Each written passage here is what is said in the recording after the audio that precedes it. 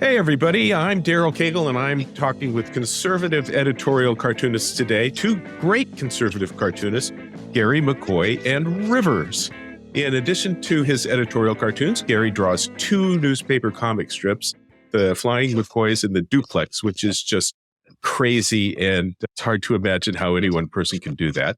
And Rivers draws anonymously, which is the reason why Rivers is wearing a disguise and has an altered voice. But I should say that our Cagle Cartoons newspaper syndicate is happy to work with Rivers anonymously, and we think that cartoonists around the world who may be harassed or persecuted for their cartoons should be able to work anonymously with the support of a credible journalism organization. And we're happy to do that with Rivers for whatever reason that Rivers wants to be anonymous, and we encourage other syndicates to do the same, and it should not be such an odd circumstance because I think it does good in the world for people to be able to express their opinions responsibly and more freely. So, gentlemen, thank you for joining us today. Thanks, Daryl. It's a pleasure. I also am wearing a disguise. I look like Madonna when I take it off. You do, so don't take it off. Yeah, please.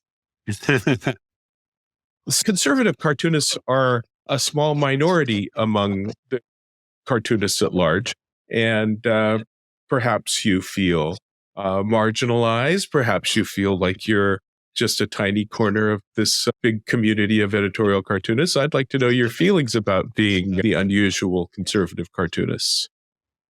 I used to be a liberal, right? So my history was being somewhat of a liberal guy with liberal views. Obama was my guy for 2 terms. Towards the second part of the second term, I stopped enjoying Obama so much. And I just started becoming more conservative in my views. It's like what Ronald Reagan said. It's not that he left the Democrat Party, but the Democrat Party left him. And I think that as the Democrats become more almost loony, not almost, but loony, I find myself being isolated, and I tend to agree more with conservatives. Okay, how about you, Gary? How do you feel being in the minority?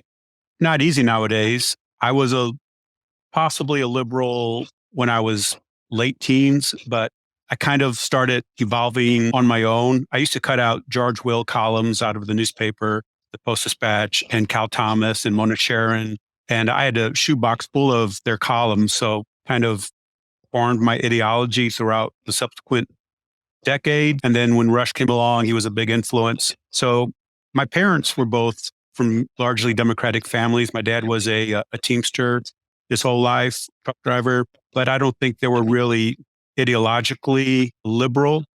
But that's the party that they grew up in because they didn't come from money. So they were taught young, like many, that the Republicans are only out for the rich, even though that's not true, but that's the way many generations grew up thinking.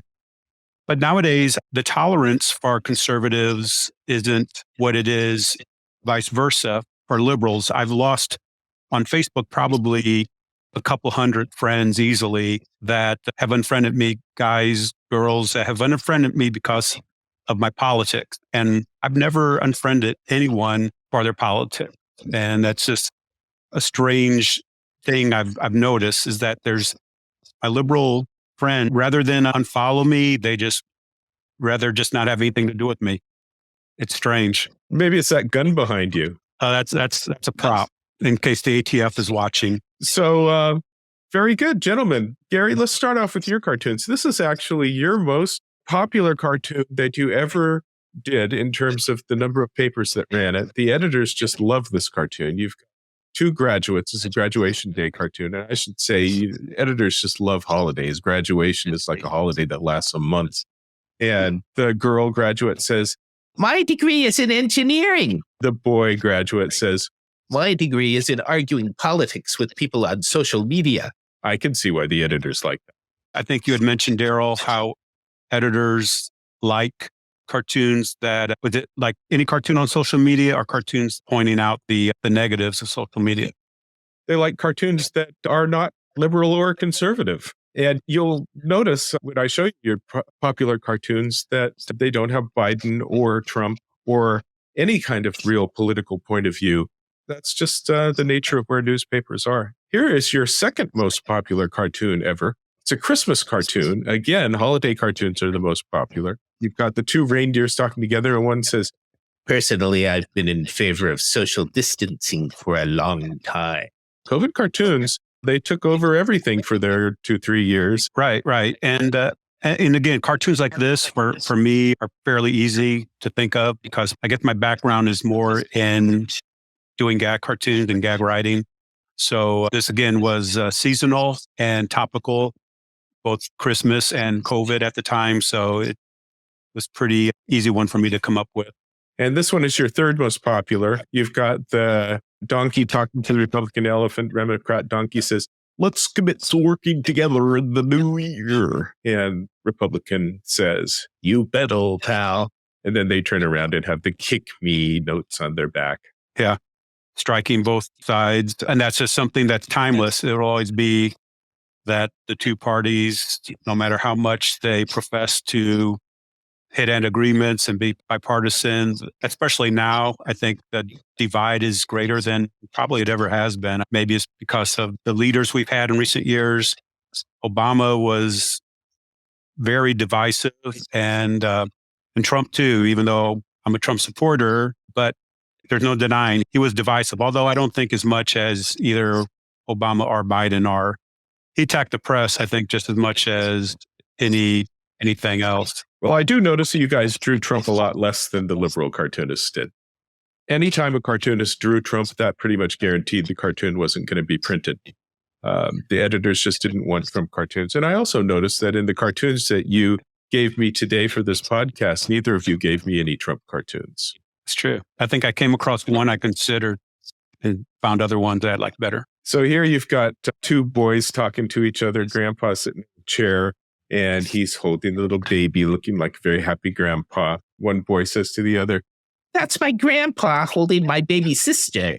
Be careful. President Biden says he's a dangerous extremist. I love pointing out in my cartoons things like this that the media doesn't really cover unless it's right-wing media, but Biden seems so hateful despite all of his appeals for unity. But this one, again, struck me fairly easy to come up with because when he talks about those evil MAGA voters and the MAGA movement were comprised of everybody on the spectrum. And again, just examples like this, an old man who just simply voted Trump because he liked what he stood for and what he did for the country. But he wasn't a dangerous extremist as Biden portrayed them as. Biden's looking at a Russian tank and he says, thank you in advance for keeping your incursion minor. This doesn't fit my liberal version of what Biden is because he's pushing for all the money for Ukraine and he's quite the cheerleader for the war in Ukraine. And I'm hearing conservative voices angry at him for that are more isolationist voices. So what's up with this? Well, this was right after Russia invaded Ukraine. And you'll remember he gave that speech on the world stage where he was asked his views on Russia amassing its troops near the Ukraine border and the threats Putin was making. And he said something to the effect, if the incursion was minor, then it would be okay. Not his exact words, but in essence, that's what he said. And many people on the left and right would agree that it was that kind of weak statement from Biden that may have given Putin the idea that he can go ahead with it and invade Ukraine. It wasn't a very strong, stern warning, don't do it, anything like that. Yeah, I certainly didn't get that. I guess the conservative point of view, you're seeing an entirely different world than I do. So he did say it's a minor incursion.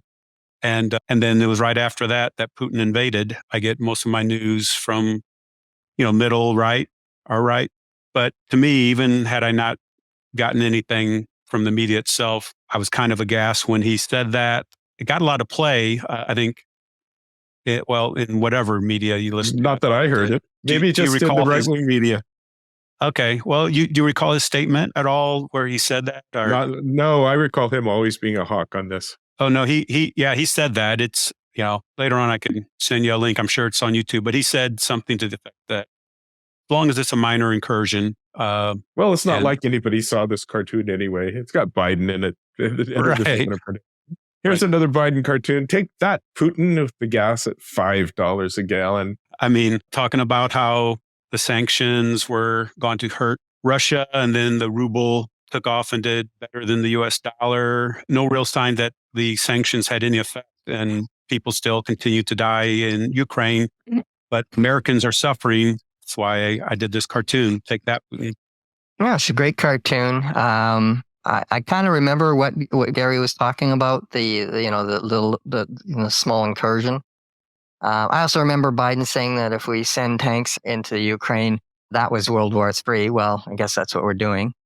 They certainly took Crimea. They took a good chunk of the east before that, and they took the northern part of Georgia. Mm-hmm. We had a tradition of just letting them do that. Yeah, and I'd like to point out goes back many decades. Yes, but I'd like to point out that those weren't during the Trump years; those were during the Obama years.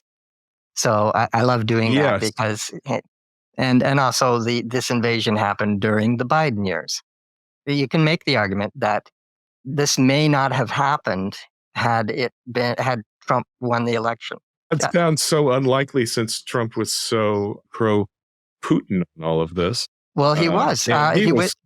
Well, when you say he was quite anti-Ukraine guy with all of his Ukraine nonsense. Right. So it's hard to imagine him supporting Ukraine.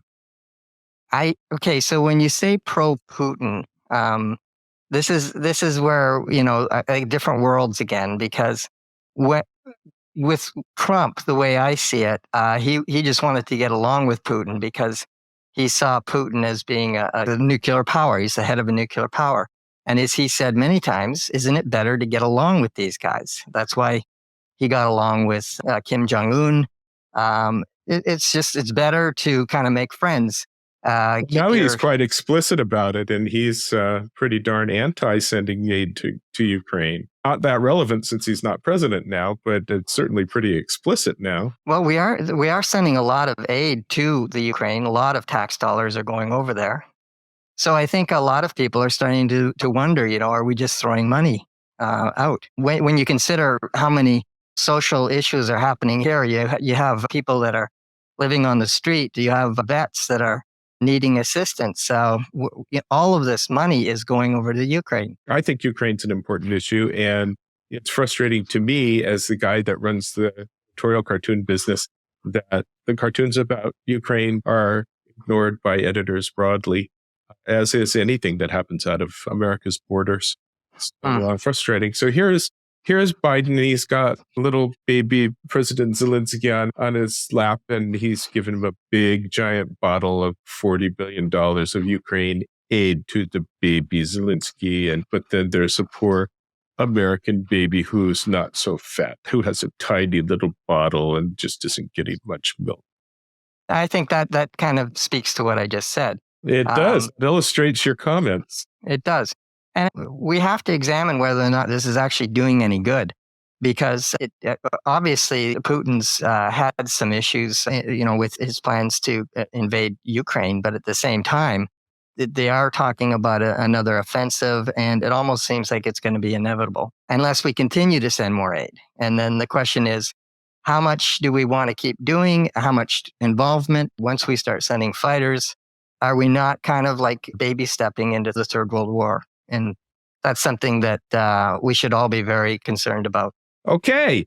So moving along, Gary, on your cartoons, we're going into your Fauci cartoons. Another crazy thing about conservatives, I think, is their universal disgust with Dr. Fauci. And you guys do draw it. And here's a couple of guys talking to each other. One is a guy who loves vaccine. He's got a heart and a needle on his chest, just showing his love graphically. And he says he's got this giant Fauci head growth popping out of his back like a tumor. And he says, the Fauci head? Oh, it didn't start sprouting until after my fourth booster, but I'm okay with it. So, Gary, what's going on here? Are you shouting out how vaccines are unsafe? Not only that, which has been proven true lately, just media, everyone's love affair with this guy. You had MSNBC anchors with Fauci pillows. You had the Michigan governor with like little Fauci dolls on her bookshelves behind her. The emails, everything that's come out between him and the NIH director about squashing any conspiracy theorists in the face of the facts that early on there was word that the virus escaped from the Wuhan lab, and everybody just kept doing whatever he said. He could profess that masks aren't needed, and then masks are needed, and then he's at a baseball game not wearing a mask. And I just couldn't stand his hypocrisy. Just couldn't stand the side of him pretty much at a point when he was pretty much controlling our country's COVID policy. My son's school, luckily, he goes to a Catholic school, so his school didn't really shut down at all. And yet all around him, all the public schools in this area and like throughout the country were shutting down. And now we find out how that harmed the children when it was never really necessary. Countries in Europe that didn't shut down, the kids fared no worse than they did here. And it was just all of that, the way he controlled so much and hurt so many people with his policies. My wife was going to lose her job at a local hospital because she wasn't vaccinated. I wrote a letter of exemption for her based on religious reasons, and she was granted that. The fact that she could have lost her job, which would have been our health insurance, and other people who did, all because of this guy who, the highest paid government bureaucrat, and has been proven to have lied. And so my frustration with this cartoon, obviously, was with the people who just did, the Fauci yard signs, did everything this guy said and didn't question it at all. And the good thing about doing editorial cartoons, I don't know, that probably maybe never got picked up, but I know there are like-minded people like me out there, lots of them, and people who saw the truth. And it's a way for me to connect with them. And I'm sure I got a few, hell yeahs out of it. Very few, because I'm guessing it didn't get reprinted much. And this stuff does sound like the conservative crazy to me. Your conservative crazy, my conservative truth. I get you. So here's another Fauci cartoon. You love the Fauci cartoons. You've got 4 panels. It says, things proven to be ineffective against COVID: cloth masks, plexiglass barriers, spraying packages, and this guy, Fauci. Fauci bashing. I mean, you guys have such passion about him. Crazy that he draws passion. So it does appear that COVID-19 came from Wuhan. They've just admitted to it. And so the question is, what was the U.S.'s role in this? What was Fauci's role? And of course, now it's come out that Echo Health, that it was funded through Echo Health, and there's been somewhat of I think Elon Musk tweeted something to that effect. So this guy went in front of Congress and said, well, he hadn't been doing gain of function research. And of course, it really comes down to semantics. What was he doing? I think that he's far more involved in this stuff than he's letting on. And the other thing I don't understand about liberals is how is it that Fauci can do things like experiment on beagles, and the kind of experiments were extremely torturous?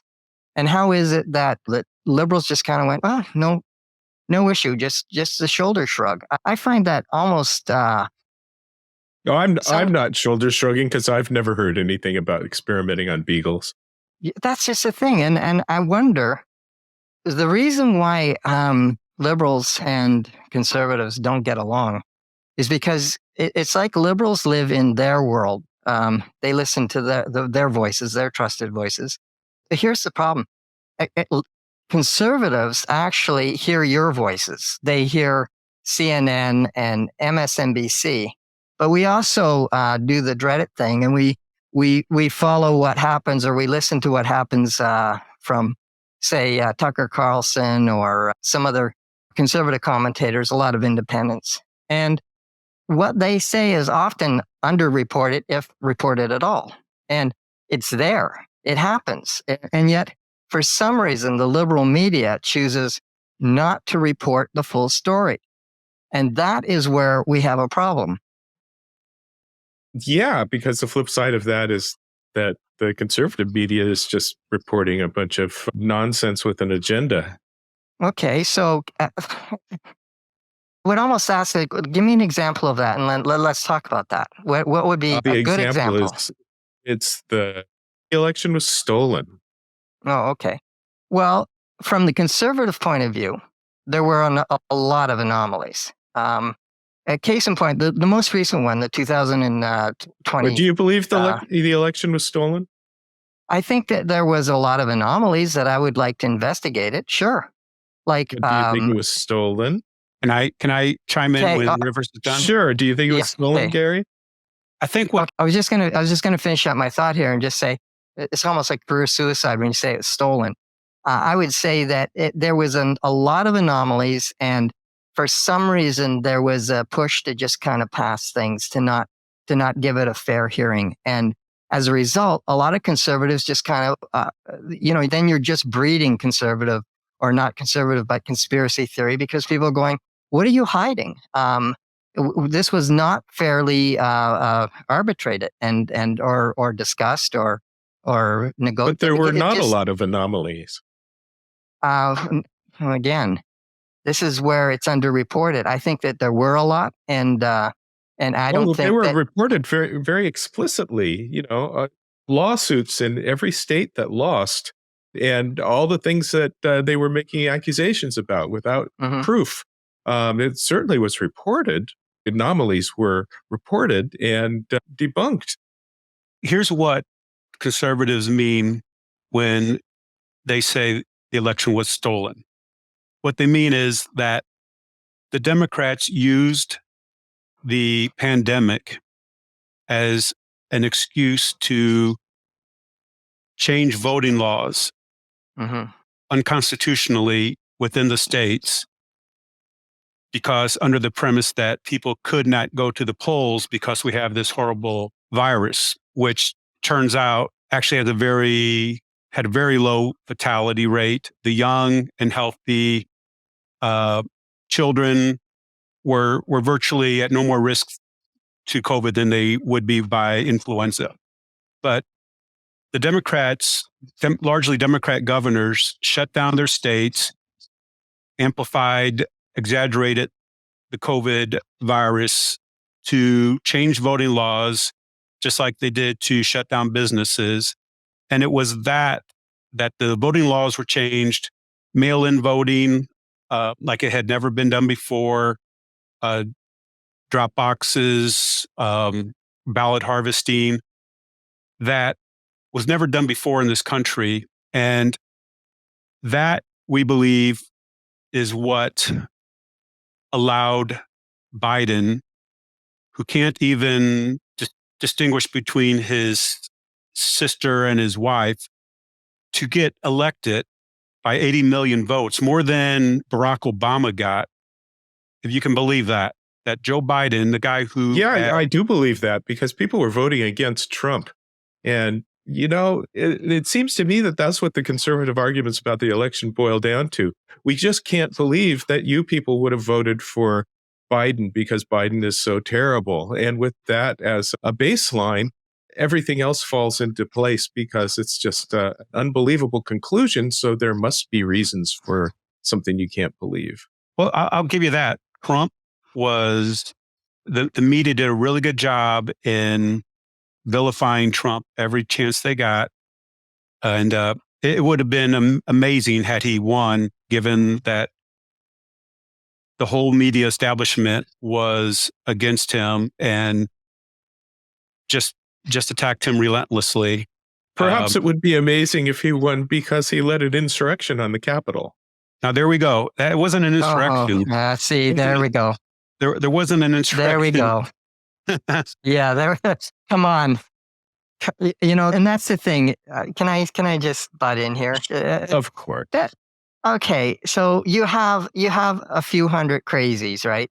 That's not an insurrection. Most of the people that were at the Capitol that day were not violent. Were not, as you guys like to say, mostly peaceful protest. There were a few. It looked to me like there were thousands of people that were violent. And yet, here's the thing. In your media, what you always see is the violent, the pushing up against the fence, that kind of stuff, where there was bombs. There were not so much bombs. Sorry, the the police being pushed and things like that. But inside the Capitol, you have people that look like they're actually taking a stroll through they're having like a tourist moment. And they're just walking through the Capitol building very peacefully, by the way. When you say you see, that's not what I see. Well, and that's just the thing. That's why I say the media is not reporting the full story. It emphasizes the violence, and there was a little, or a lot, or however you want to say it. But yeah, people died. People were injured. They were wiping feces on the wall. They're breaking into offices, breaking into the Senate chambers. But Daryl, who died? The conservative. One person. The only person who died was Ashley Babbitt. The only person who died as a direct result on the day, January 6th, was an unarmed female veteran shot in cold blood by Capitol Hill policemen. The injured policeman that died a day later, you don't count him because that's a day later. And it wasn't proven that Daryl, it wasn't proven that he died from his injuries. He died.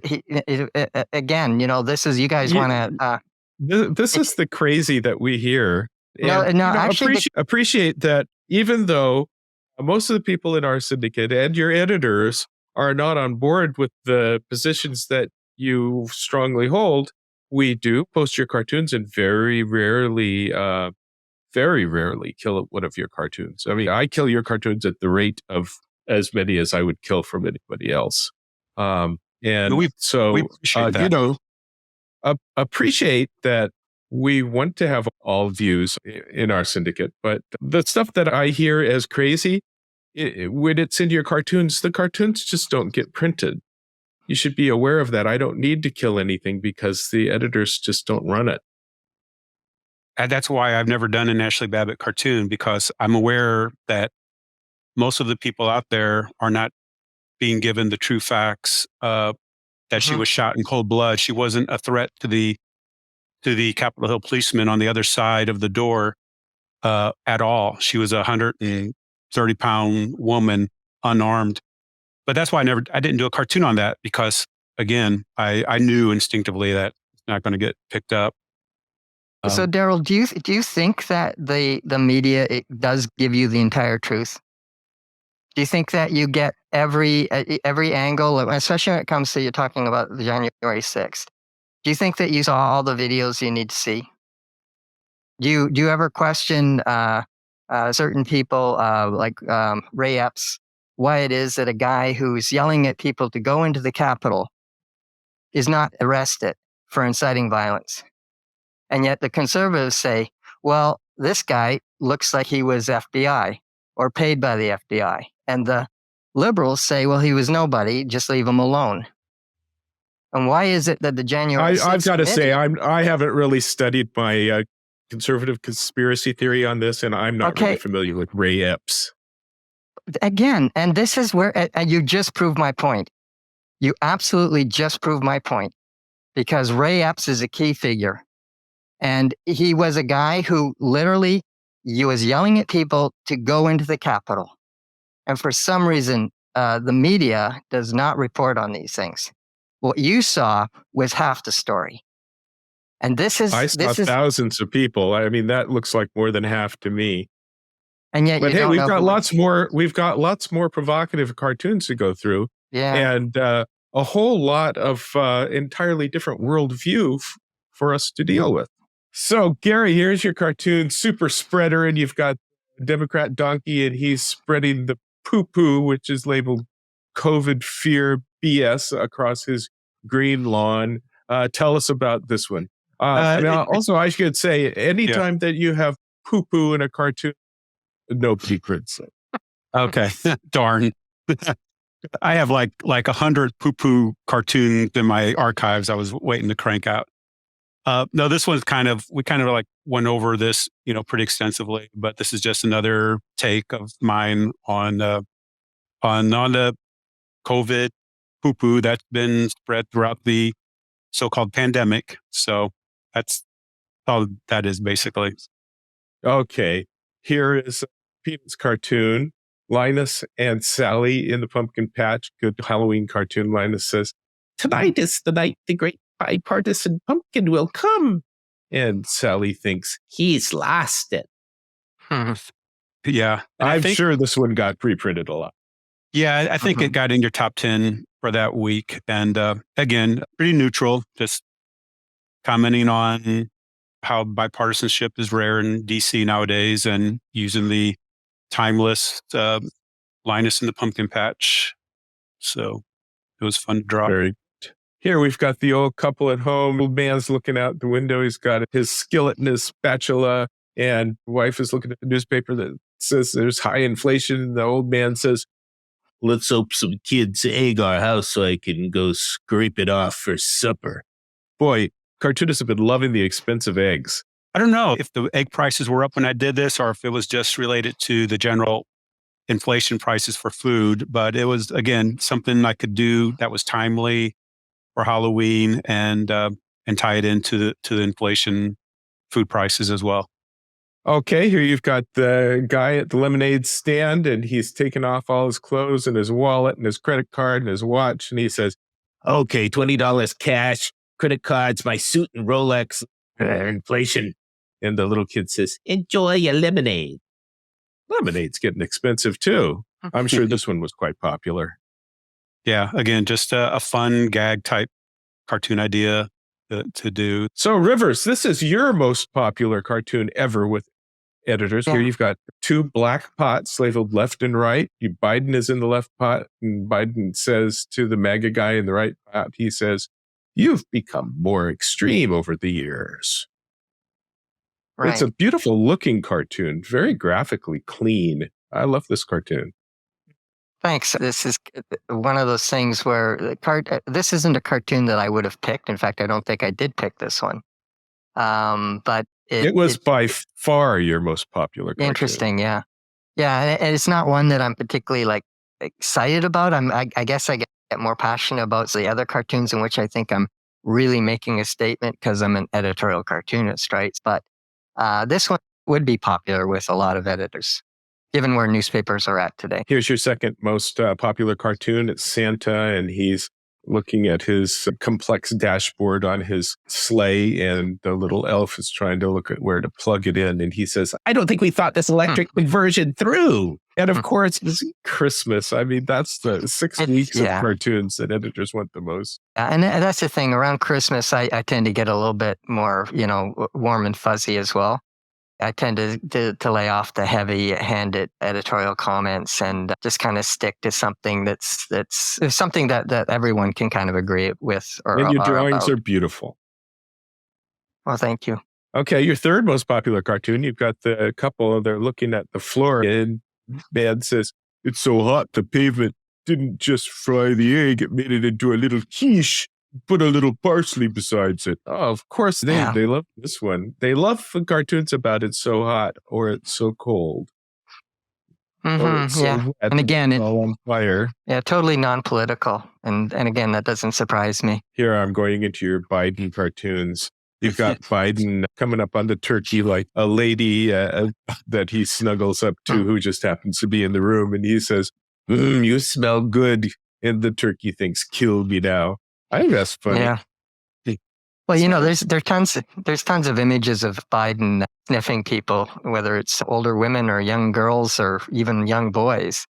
And within conservative media, we see it all the time, and even on social media, he's sniffing everybody, and that's why he's called Creepy Joe. But this is funny, and it's always in this image, which is coming up on the back of the neck with the hand on the shoulder.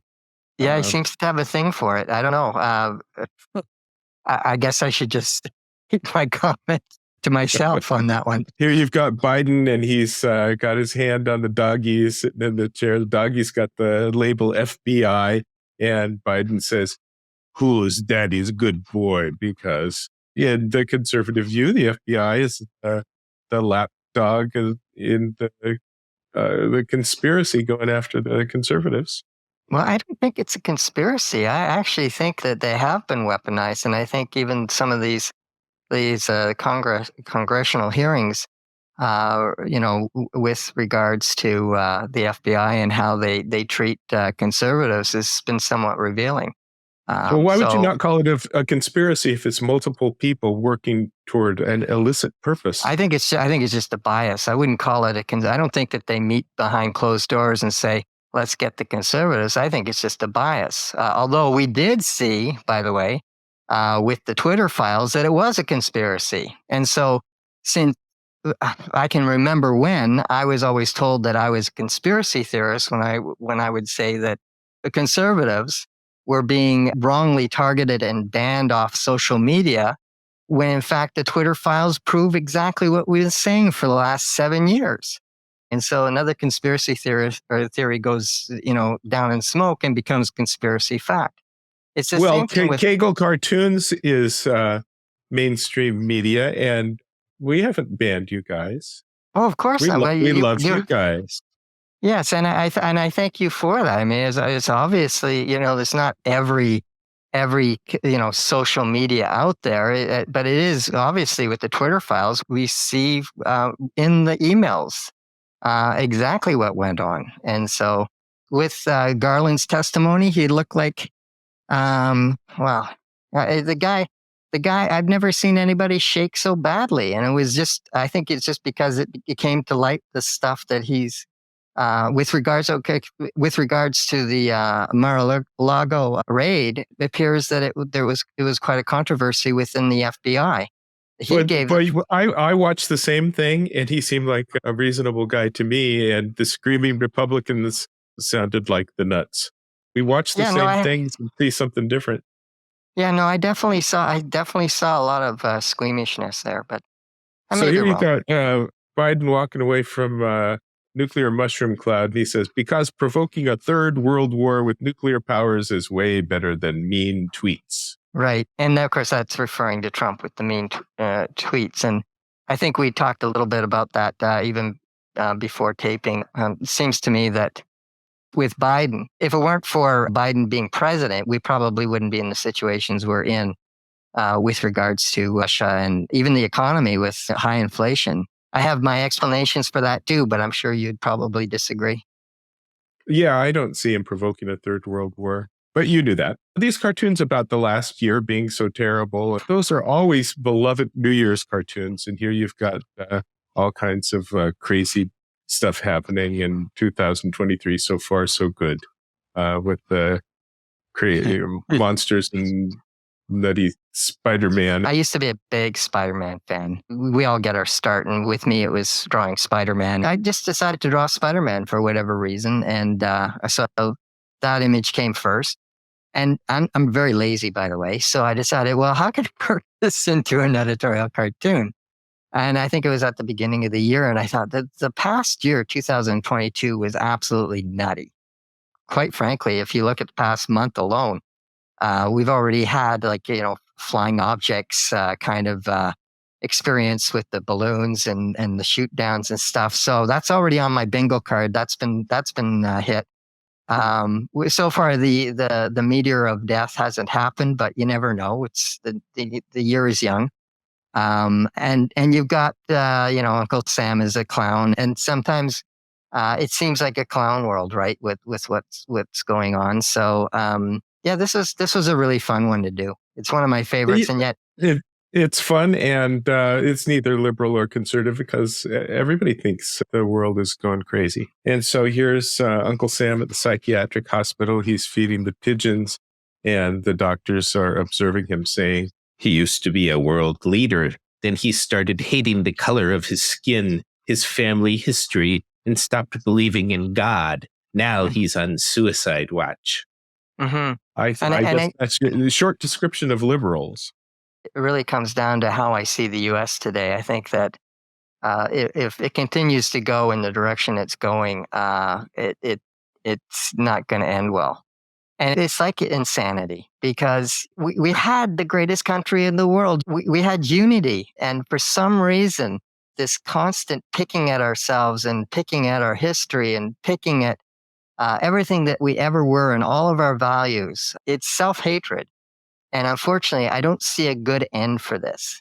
And as Jesus said, and I know that the people will have questions about Jesus, but he did say that a house divided cannot stand. And that's what we're seeing with the U.S. today. And Gary, you, of course, agree with all that. Yeah, I'm sitting here wishing I had a Bic lighter so I could hold it up in the air. Okay, here's Uncle Sam, and he's sitting in the position of Rodin's The Thinker sculpture.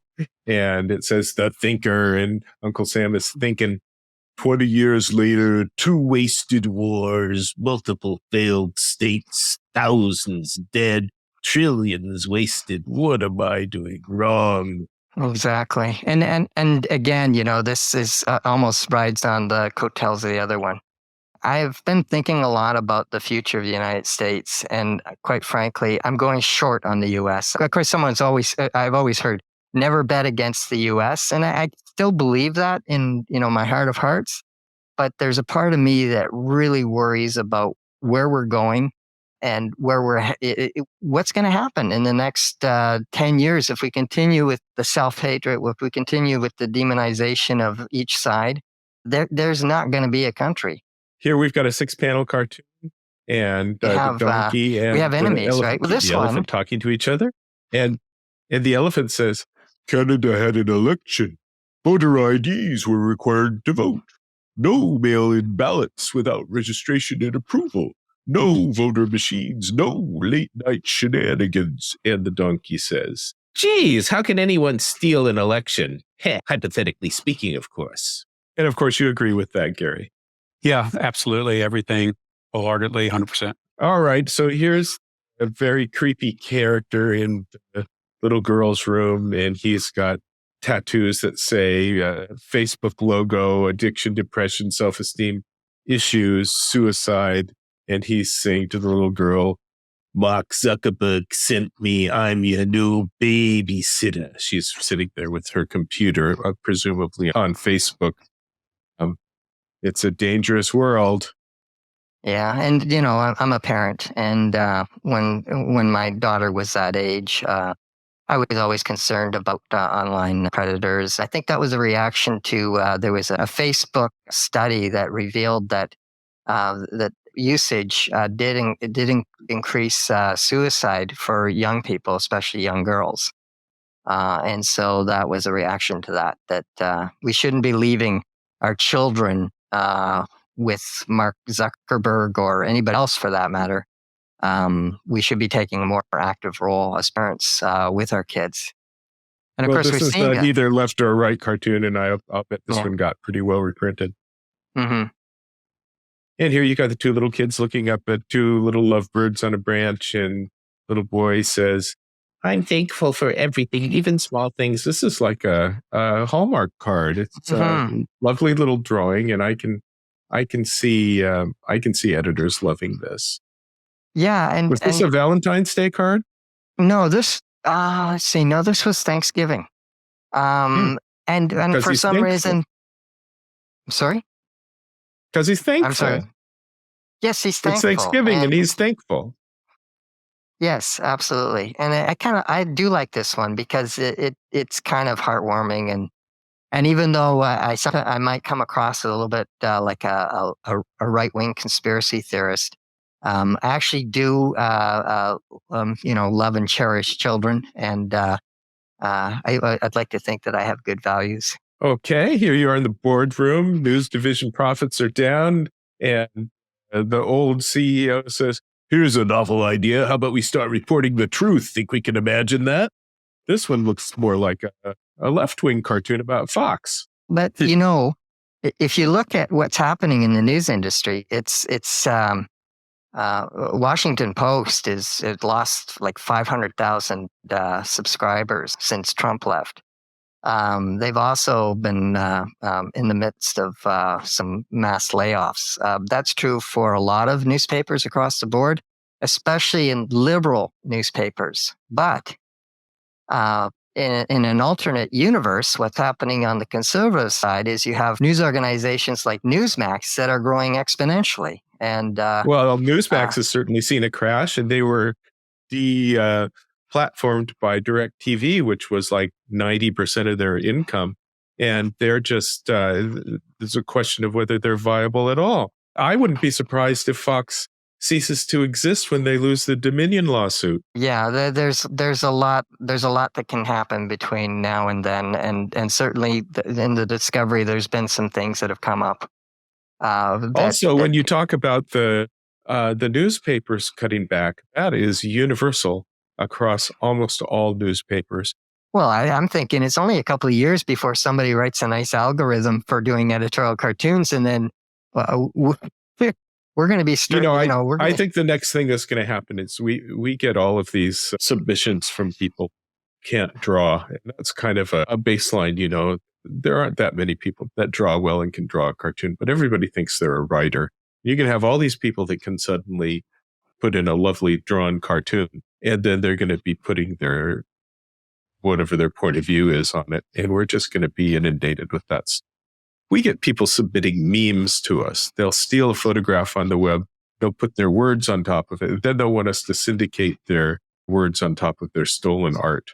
That's what I see happening. And then the question for us is, if somebody writes good cartoons and they're using AI, is that something we should consider? I'm kind of disinclined to consider that. Mm-hmm. I'd also like to add to the point to this cartoon that part of my thinking was that what we're seeing is a distrust of journalism. Here you've got a lovely looking dragon that's China just about to eat Taiwan for lunch. And it says, meanwhile, as the world focuses on Russia, China is about to chew up Taiwan. It's a lovely drawing. Yeah, and it's kind of like an ongoing fear that you have that one day we're going to have to face this monster, because China is definitely, and even now, more so, they're starting to beat the war drums more over Taiwan and being Do you very. ever look at the cartoons by our Chinese cartoonist Luoji? Yeah, he's actually really, really a great cartoonist. I love his work. He's an excellent cartoonist, but he is quite the propagandist for China. I've seen that, And yes. I was thinking of having a podcast just to talk about Luoji's work, because some of it I think is pretty shocking to Americans and be an interesting topic. That would be. But I move on. You've got big tech with its giant sword looking like a big Roman warrior, and he's got John Q. Public stabbed at the end of the sword, and John Q. Public says, "Whatever happened to do no evil?" Can I tell you what happened here? So this is one of those ones that's almost prophetic, right? Because at the time, everybody was saying that the GOP is going to have this red wave. It's going to be great. They're going to take over the House. They're going to blow out the Senate. It's going to be amazing. And I kept thinking to myself, these guys are going to screw up. They always screw up. There's one thing. If there's one thing you can count on, it's death, taxes, and the GOP screwing up. Because it seems like they're a bunch of morons. And, well, was I right? This was drawn months before I was right. So I actually reposted it because I thought, this is exactly what they do. They fumble every time. It does seem like Democrats do a lot of fumbling. Oh, here is Liz Cheney as a rhino, Republican in name only. And it says Liz Cheney now has the floor. I love the way that you handled her glasses. Yeah. This is one of those ones that I don't know why I like it, but I do. And I think it's because it kind of looks like her. It does. It's a name-calling cartoon. And is. I find that name-calling cartoons tend to not perform very well. Yeah, although the drawing it seems that's something that the editors discern. And even if it's somebody they want to name call against, they usually don't go with just the name calling. But it's a lovely drawing. And the glasses made me laugh. Yeah, I think the cartoon has merit just for that reason. I mean, obviously, the editors are going to pan it because it's obviously highly political. But I think that she's proven herself to be somewhat of a rhino amongst conservatives. And this is the Red Wave cartoon is a cute one, but this was quite the Yahtzee. I think we got about. Oh yeah, there's tons after that. I hate to say it, I was the first. I give you credit for being first. Yeah, by quite a wide margin too. There were cartoons that looked exactly like that. Like 3 days later, I'm like, hey guys, it's already been done, but it was a popular image, right? And it's kind of like the most obvious one. I don't get any marks for originality on this. This is kind of like... You do get marks for originality because when you draw it first, editors run your cartoon, and all those guys that are late, their cartoon doesn't get run. So yeah, Well, I'd argue it's just it's a stereotypical image. There's nothing, it's not particularly insightful or great. It was just one of those, well, where's the red wave, right? It was just like a little. Here you've got the groundhog talking to a disinterested bear with his hand in the honey jar. The groundhog says, "Do you have any idea the amount of pressure I'm under? Millions of people rely on me to make or break their plans for spring." and the bear says, "Dude, you work like one day a year."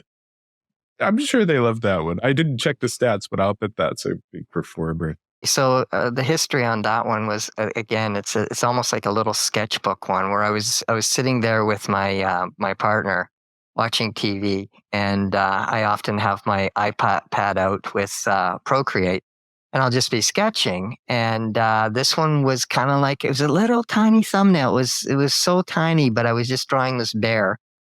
And then of course the groundhog, I kind of made it work for an editorial cartoon because of course I like to maximize on my drawing and kind of lazy that way. But the reason why I really like this cartoon is it's different than my normal style. It's more of it's almost like an old English book illustration style, which I don't know why it kind of strikes me that way, but it does.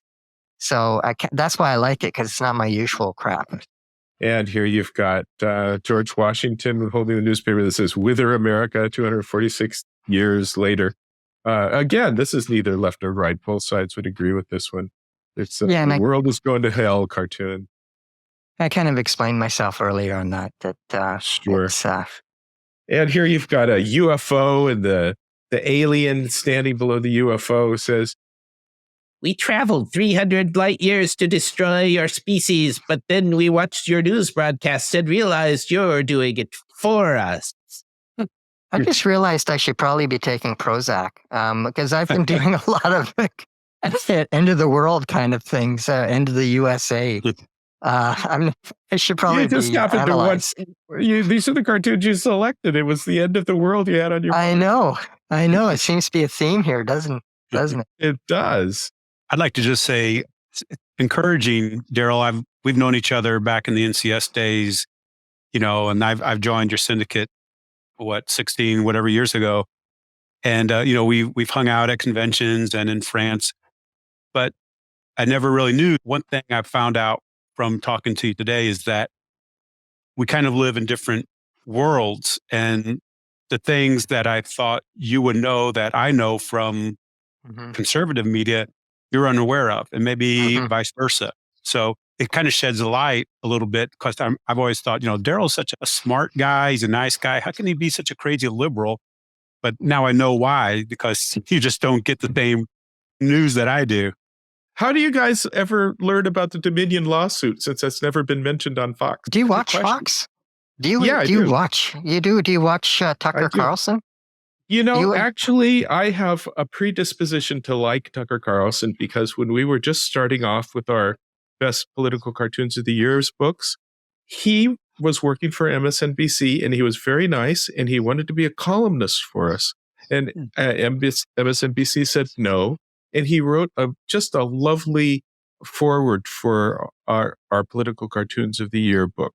We put his name real big on the cover, and he was the nicest guy, and he was a cartoon fan. And my experience with him has just been that he's a lovely, charming guy. But I watch him on TV and I'm disturbed.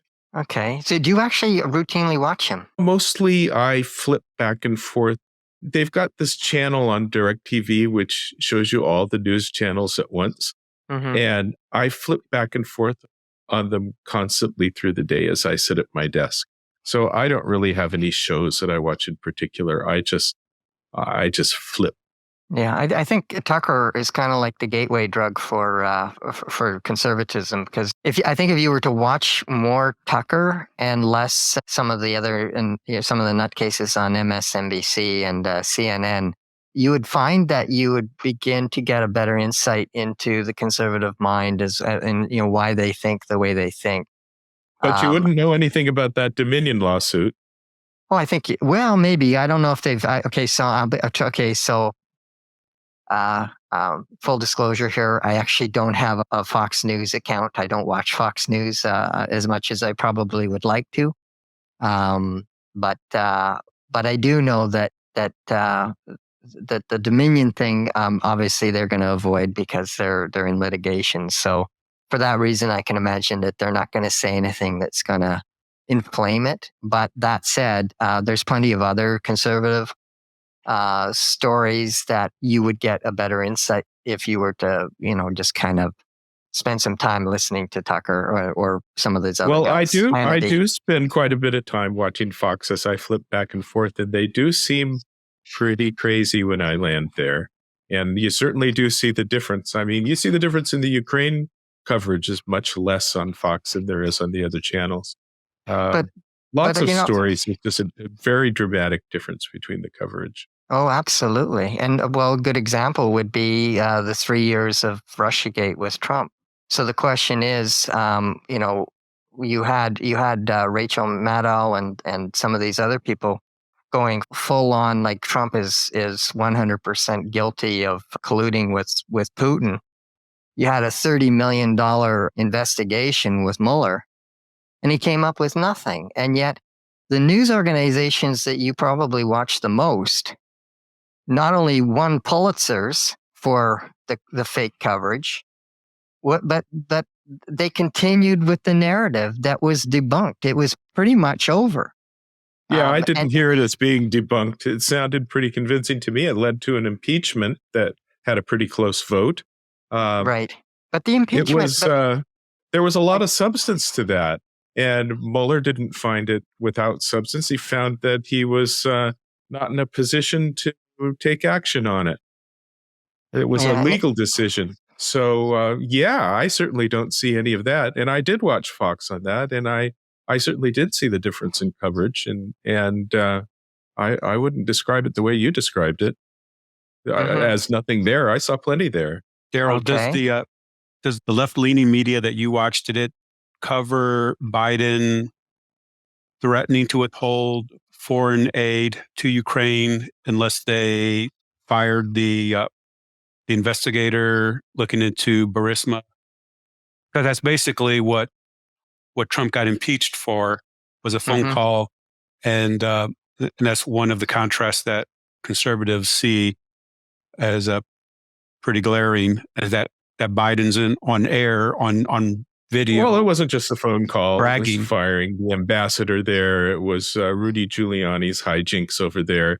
It was a long process of trying to twist the arms of the Ukrainians to go after Hunter Biden.